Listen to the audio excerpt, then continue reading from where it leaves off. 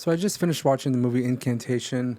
Incantation was directed by Kevin Coe. 6 years ago, Lee Ronan was cursed after breaking a religious taboo. Now she must protect her daughter from the consequences of her action. I think it's very good.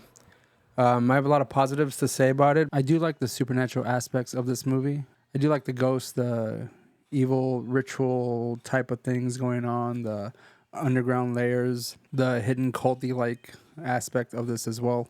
And I did find it a bit creepy where they are doing intermissions somewhat and you hear the chanting of what would be allegedly the blessing, and then you find out later is the curse.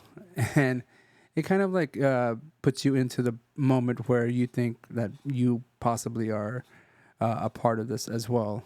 I think the effects are good. I think everyone does a great job acting, and it really has a good creep factor to it. Just a few confusing things that I have issues with. One was the time jumping. It seemed a little confusing at first, and I wasn't exactly sure initially what and where they were at certain times. But I mean, it took a few seconds, and you kind of guess what's happening or where they're at in the story. That was a little confusing. But as far as it being like a supernatural, almost Lovecraftian type of film, I dig it, and I feel like it's another film to add to the list to the many Lovecraftian type of films. So on that note, I think the acting is pretty good. I think the effects are pretty decent. One other issue I had was it's kind of sticking with the found footage, but not entirely. So they're sticking with the point of view of a person, like a found footage kind of thing.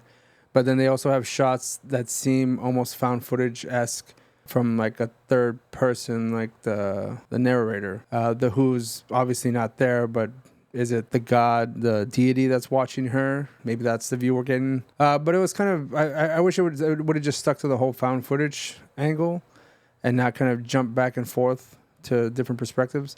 That could have helped a little bit. I did like the ending where it kind of has like this like void that you're looking into, and then you kind of go crazy. It's very Lovecraftian. I love it. I like an ending like that. Even though it's not like this horrific monster, you kind of just have to use your imagination while they're looking into the void and what horrendous things you may have encountered or you encounter while seeing into that void, which will make you want to unalive yourself. Overall, I think I have a positive view of this film, so I will give it a solid 3.5 out of 5.